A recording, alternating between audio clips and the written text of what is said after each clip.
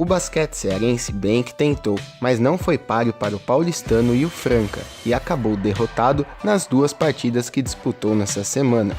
Com um elenco menos profundo que o dos rivais, favoritos ao título do NBB, o Carcará lutou bastante, fazendo um jogo equilibrado, que acabou decidido apenas nos minutos finais, quando prevaleceu o aspecto físico, já que as principais peças do oponente estavam mais frescas por conta do maior revezamento. Nos 2 embates, o capitão Felipe Ribeiro e o jovem Paulo, formado no clube nordestino, se destacaram.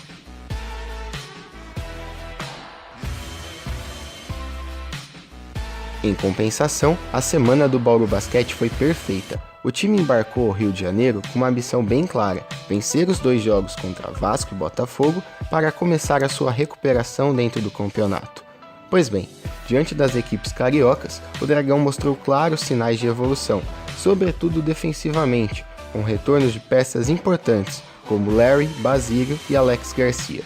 Naturalmente, ainda carece de maiores ajustes, que devem vir com o tempo, mas vencer os 2 compromissos fora de casa foram cruciais para os paulistas darem um salto na tabela de classificação, pulando do 13º para o 7º lugar.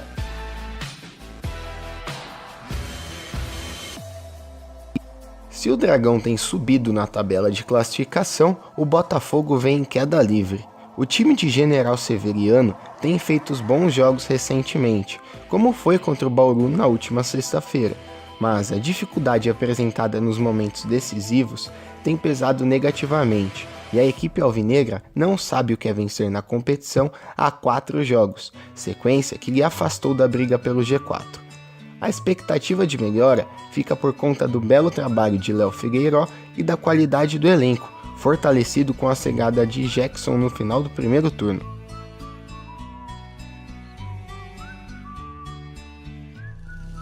Quem vê a luz no final do túnel cada vez mais distante é o Brasília. Em mais uma partida ao lado do seu torcedor no ginásio da ACESB, o clube não fez um grande jogo e se tornou presa fácil para o paulistano. Diante dos atuais campeões nacionais, a equipe candanga não trabalhou coletivamente, ficando refém de lampejos individuais para furar a boa defesa dos paulistas. Assim, não ofereceu perigo ao adversário, que confirmou o favoritismo e deixou a capital federal com mais um triunfo na conta.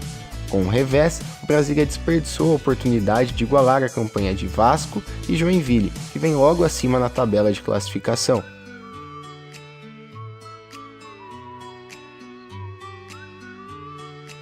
O Corinthians viveu mais uma semana de altos e baixos no Novo Basquete Brasil. O time alvinegro entrou em quadra 2 vezes, e a excelente imagem deixada na vitória contundente sobre o Minas, em que a segunda unidade funcionou muito bem, acabou sendo arranhada com a dura derrota para o Flamengo. É claro que o Timão não tem o mesmo investimento e objetivo que o clube carioca, pentacampeão do NBB, mas o fato dos paulistas tornarem-se extremamente dependentes da dupla formada por Parodi e Fuller nos confrontos contra adversários mais qualificados faz com que o clube fique estagnado no meio da tabela de classificação.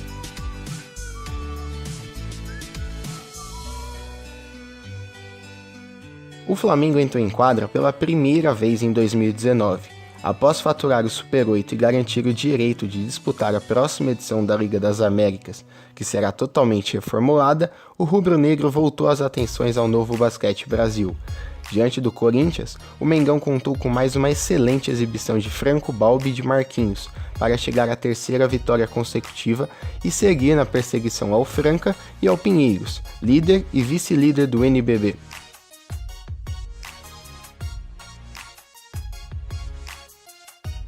Como acabamos de te contar, o Franca segue na liderança do Novo Basquete Brasil. Mas engana-se quem pensa que os comandados de Elinho tiveram vida fácil para sustentar a ponta da competição. Os francanos passaram boa parte do confronto contra o basquete cearense atrás no marcador, consumando a virada apenas na reta final da partida, quando a equipe tirou os espaços do Carcará no perímetro e trabalhou coletivamente no ataque, com grande distribuição de jogo de Alexei, que vem tirando de letra a missão de substituir Elinho, que segue se recuperando de uma lesão nas costas.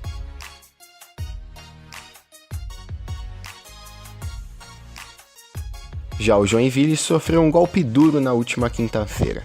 Isso porque a equipe catarinense driblou muito bem os problemas de ordem médica, que não foram poucos, e fez um excelente jogo diante do Mogi das Cruzes. Com grande exibição de Starks e suporte de Vezaro, que atuou no sacrifício, a equipe sulista ditou o ritmo das ações, mas acabou sucumbindo à força mogiana, principalmente na área pintada, onde JP Batista deitou e rolou. Se repetir o desempenho que teve diante dos paulistas, terá sucesso na luta por uma vaga aos playoffs da competição.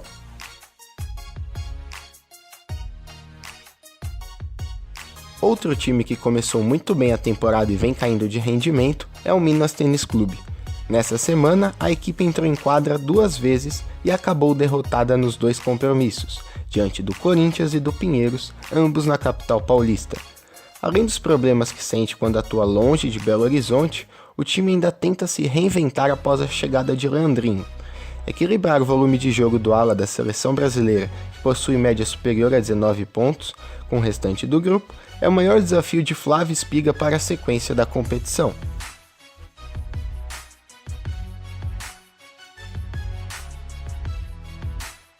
Dando sequência ao excelente momento que vive na temporada, o Mogi das Cruzes lidou muito bem com o favoritismo e derrotou o São José e o Joinville, adversários que estão na parte de baixo da tabela de classificação. Apesar das dificuldades encontradas diante dos rivais, que também fizeram um grande jogo, os mogianos sacramentaram o resultado graças ao protagonismo de sua dupla de pivôs, formada por Gruber, que reencontrou seu melhor basquete no Alto Tietê, e JP Batista, que faz um campeonato digno de MVP, dado o impacto e a consistência que vem apresentando até aqui. Quem vem disputando jogo a jogo a 4ª colocação com o Mogi das Cruzes é o paulistano. Em sua excursão pelo centro-oeste e nordeste brasileiro, os atuais campeões nacionais jogaram o fino da bola, com a defesa funcionando muito bem e o ataque fluindo naturalmente, com destaque para o jogo coletivo, com os armadores acionando os pivôs da equipe, que doutrinaram nos 2 confrontos.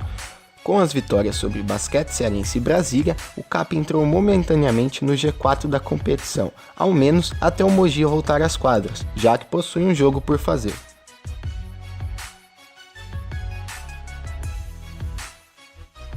O Pinheiros vive uma fase ainda melhor do que seu arquirrival.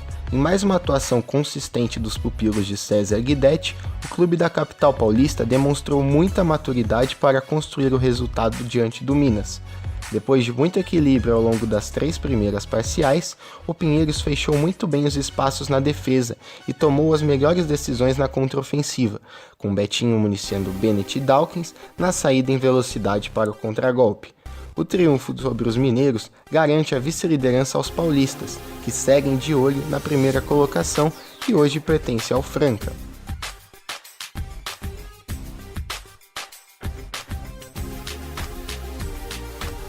Eliminado do Super 8 ainda nas quartas de final para o Franca, o São José entrou em quadra apenas uma vez nessa semana. Diante do Mogi das Cruzes, a Águia fez um jogo seguro, com o Sadi orquestrando o esquadrão joseense. Mas as fragilidades no miolo defensivo, diante de uma dupla de pivôs qualificada do adversário, foram determinantes na reta final do confronto, vencido nos detalhes. A derrota jogou o São José para a 10ª colocação da competição, fora do grupo que decidiria as oitavas de final com mando de quadra.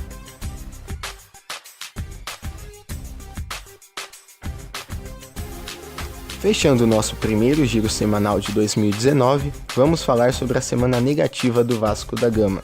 Contando pela primeira vez com todo o elenco à disposição, Leal pôde, enfim, variar as configurações da equipe durante a partida, condição fundamental para os cruzmaltinos manterem a intensidade defensiva contra o Bauru Basquete.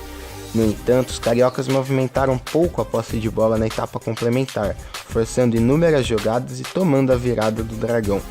Com a derrota, caíram uma posição na tabela e agora amargam a vice-lanterna à frente apenas do Brasília.